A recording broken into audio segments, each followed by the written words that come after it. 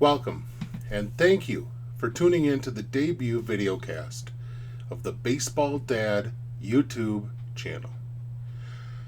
You may wonder what exactly you've tuned into here, and well, that's what this episode is all about. Before we get too far, I want to wish all the fellow baseball dads out there happy Father's Day. My name is Ben, and well, I'm a big baseball fan. Well, I'm a big anything, as you can see.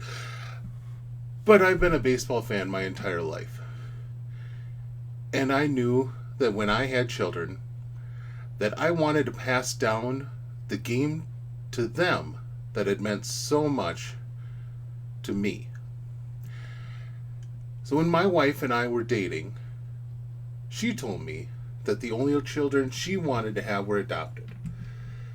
And well, that fit well into my desires, as I had had adoption laid on my heart for some time, before she and I had even met.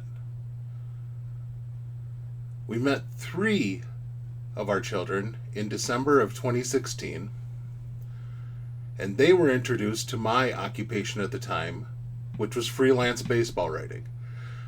Heavy emphasis on the free part of that. I enjoyed teaching the game of baseball to numerous foster children that came through our home, and they came to at least tolerate the game. But I wanted my children to love the game. So before we had even gotten very far down the road toward adoption, my wife and I took the 3 siblings to a game on Memorial Day 2017 at Target Field. The game ended up being quite memorable, with the Twins staking Ervin Santana to an 8-2 lead, only to see the Astros score 14 runs over the final 2 innings after Santana left the game. Obviously, as you can tell from the photo, Zaylee, our youngest, was absolutely enthralled.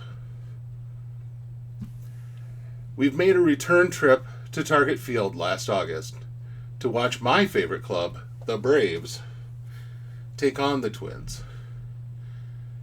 That was our first game as a fully adopted family, as we adopted Brooklyn, the one of our crew who's not blood related to the rest, in December of 2018, and adopted the 3 siblings in March of 2019.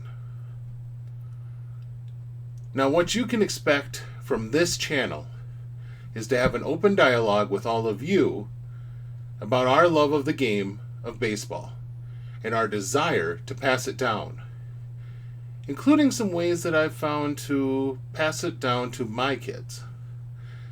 Now, we'll explore baseball trips, baseball books, fun ways to gift baseball gear and outfits, and even building excitement for learning to score the game.